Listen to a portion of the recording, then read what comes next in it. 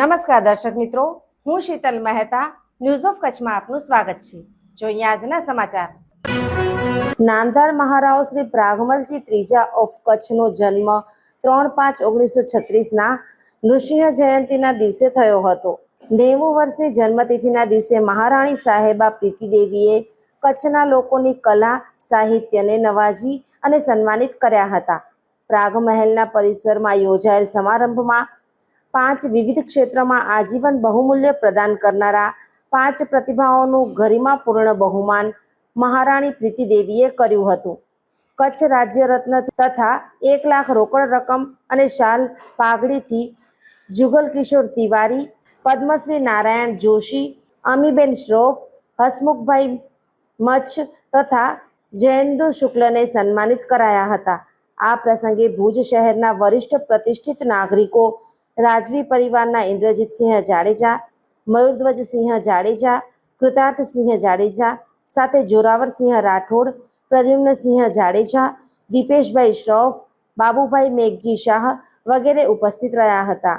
કચ્છના મહારાવ શ્રી પ્રાગમલજી ત્રીજાને જન્મતિથિ છે, 90મી જન્મતિથિ છે અને કચ્છના મહારાણી પ્રીતિદેવી દ્વારા એક જ સંકલ્પ કરવામાં આવ્યો છે કે કચ્છના મહારાવ શ્રી પ્રાગમલજી ત્રીજાના નામે જેટલું થાય એટલું કચ્છના લોકો માટે કરવું છે।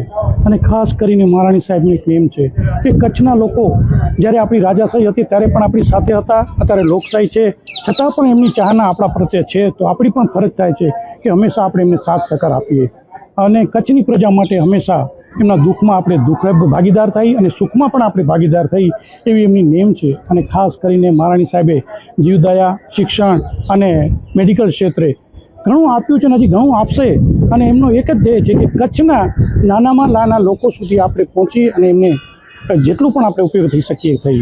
અને ખાસ કરીને મહારાણી પ્રીતિદેવી મહારાવ સાહેબ પ્રત્યે જે અતૂટ વિશ્વાસ અને પ્રેમની જે લાગણી છે એ કચ્છના લોકો આજે જોઈ રહ્યા છે।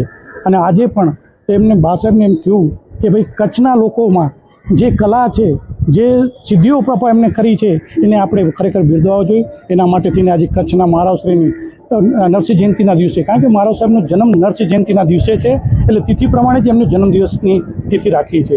એટલે આજે 5 એવોર્ડ આપવામાં આવશે અને ખાસ કરીને એવોર્ડ આપવું એક બિરદાવવા માટે છે અને આપના માધ્યમ દ્વારા એ જ કહીશ કે ખરેખર કચ્છના મહારાવ સાહેબને વંદન અને ખાસ કરીને મહારાણી પ્રીતિદેવીના ચરણોમાં વંદન સાથે આપ સર્વને શુભેચ્છા। આ હતા આજના સમાચાર। આવતીકાલે ફરી મળીશું, ત્યાં સુધી મને રજા આપશો।